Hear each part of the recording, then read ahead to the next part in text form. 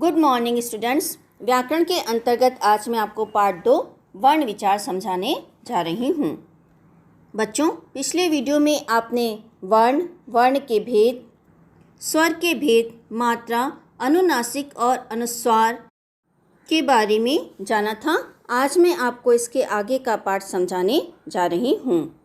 व्यंजन ऐसी ध्वनियाँ जिन्हें स्वाभाविक रूप से पूरा बोलते समय स्वरों की सहायता लेनी पड़ती है, उसे व्यंजन कहते हैं।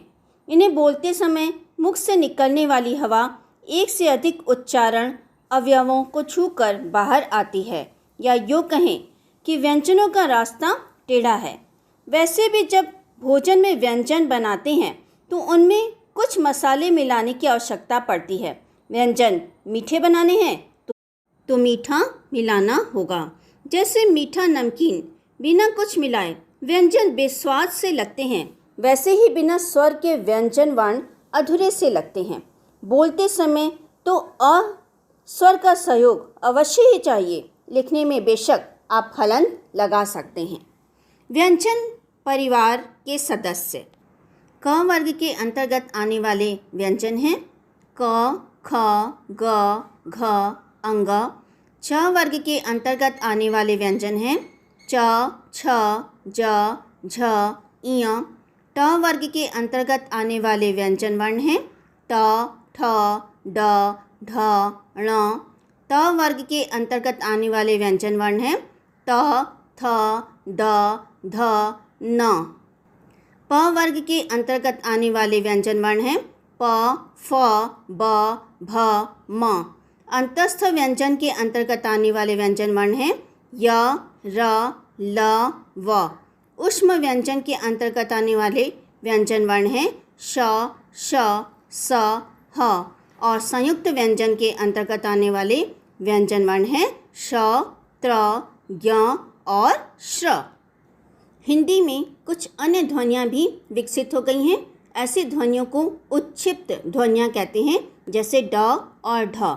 ये दोनों क्रमशः ड और ढ से विकसित हुई हैं और इनके नीचे नुक्ता का प्रयोग किया जाता है। किसी भी व्यंजन को अरहित लिखने के लिए कई तरीके से सहायता लेनी पड़ती है। हलंत लगाकर, इसमें व्यंजन वर्ण के नीचे हलंत लगाया जाता है। जब स्वर को व्यंजन वर्ण से अलग किया जाता है तब व्यंजन वर्ण के नीचे हलंत लगाया जाता है। दूसरा, पाई हटाकर। किसी व्यंजन के साथ लगी खड़ी रेखा को पाई कहते हैं। जिन व्यंजनों में खड़ी पाई होती है उन्हें अन्य व्यंजनों के साथ संयुक्त करते समय उनकी पाई हटा दी जाती है। दूसरे शब्दों में, पाई वाले व्यंजनों को अरहित लिखने के लिए हलंत न लगाकर पाई को हटा दिया जाता है, जैसे बच्चा, पन्ना इत्यादि। इस उदाहरण में बच्चा शब्द में च पाई वाला व्यंजन है और इसे अधूरा दिखाने के लिए इसमें पाई हटा दी गई है। इसी प्रकार पन्ना शब्द में न पाई वाला व्यंजन है और इसे अधूरा दिखाने के लिए इसके नीचे हलंत न लगाकर इसकी पाई हटा दी गई है। घुंडी हटाकर शब्द लिखते समय अरहित क को क के रूप में लिखना होगा। क और फ व्यंजन घुंडीदार होते हैं। इनकी घुंडी हटाकर सामने वाले व्यंजन से इन्हें जोड़ दिया जाता है, जैसे हफ्ता, मुफ्त इत्यादि शब्दों में फ के साथ किया गया है। अरबी फारसी के शब्दों में कुछ व्यंजन नुक्ता लगाकर भी लिखे जाते हैं।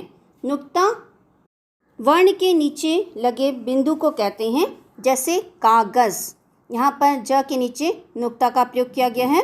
तूफान, यहाँ पर भी फ वर्ण के नीचे नुक्ता का प्रयोग किया गया है।